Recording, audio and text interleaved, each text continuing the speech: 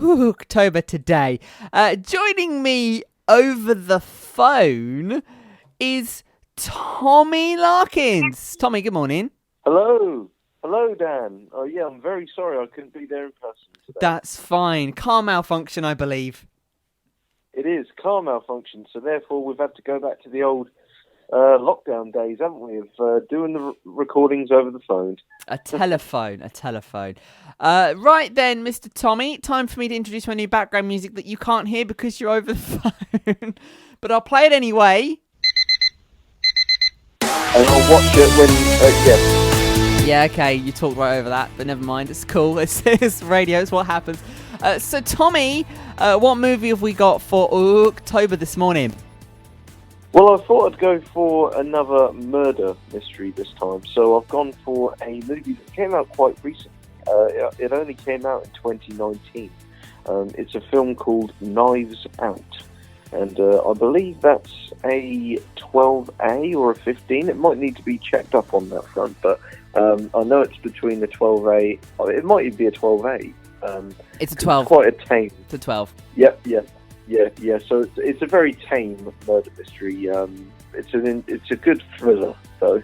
Unfortunately, Star Wars: The Last Jedi was the first film that I watched, which was directed by Rian Johnson, who directed this film, leaving quite a bad taste in my mouth of his direction/writing style. Long story short, that was a bad Star Wars movie to me, so I've kind of lost respect for the director. But he has earned a lot of respect back from me after seeing this film. To me, this film was a breath of fresh air for a time where murder mysteries tend to rely merely on cliches and clues that no one would ever get. This movie has all of that, but it's the ensemble cast that brings the film its memorable flair. The biggest standout performance goes to Anna de Armas, who is the murder victim's caregiver, giving a very human performance who you follow through the story, and it also proves she can look just as easy on the eye in casual knitted wear as the kind of costumes that she ends up wearing in a film like Blade Runner 2049, which is kind of an adult sci-fi thriller film. The rest of the cast all bring different personalities to their roles. Chris Evans is the snotty, spoiled, upper-class brat. Jamie Lee Curtis is the older woman of the family who is laughable when she goes on rants.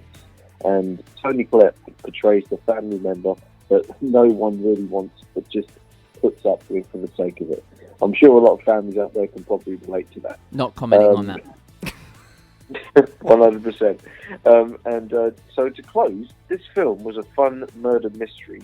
It's no masterpiece, but it's got some respected actors doing their thing, new upcoming actors paving the way for their thing, and Rian Johnson making a film that should not cause issues for any future movies in its franchise, if this film does become a franchise, that is.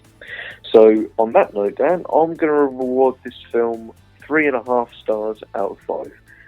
Yet another murder mystery. I think that's fair. Yes, it's a standard film. There's not much speciality to it as such. It's a very straightforward film, but I believe it has spawned a sequel, and I think a sequel is currently in development. So I do look forward to checking out the sequel because I did enjoy watching this film all round. Fair dues. Well, Tommy, thank you very much again for another review.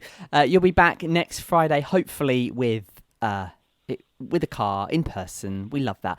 Yes, I vowed I will certainly be back next week. Don't worry, in person I will definitely be there. Excellent.